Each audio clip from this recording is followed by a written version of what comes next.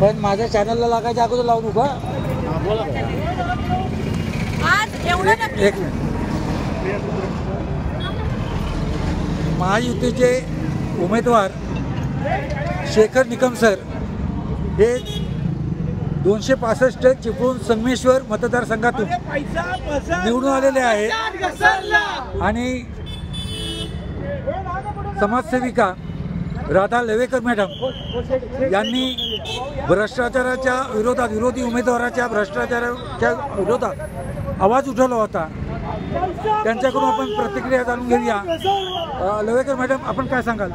आज एवढं नक्की झालं की लोकांनी पैसा खाऊन आज त्या उमेदवाराला शेवटी त्याची लायकी दाखवली. आज मला एवढं नक्की आहे की सत्याचा विजय झाला. लोकांना विकास हवे, पैसा नको, सह्याद्रीचा वाघ आला. बोला. आज जे काही आपल्याला रिझल्ट मिळाला आहे त्याच्यानंतर मी आनंदी आहे त्या रिझल्टमध्ये आणि आज त्याचा जल्लोष म्हणून आम्ही आज बहादूर शेख नाक्यामध्ये आमचा जल्लोष करतो. आणि नेहमी सत्याचा विजय होतो. विजय हा सत्याचाच होतो. हा असत्यावर सत्याचा झालेला विजय आहे.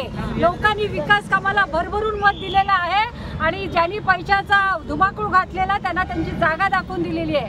त्यामुळे पैसा पसरला, पैसा पसरला, पैसा पसरला, पैसा पसरला.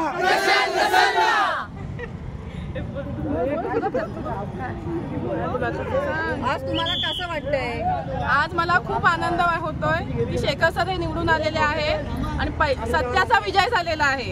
याचा मला खूप आनंद आहे.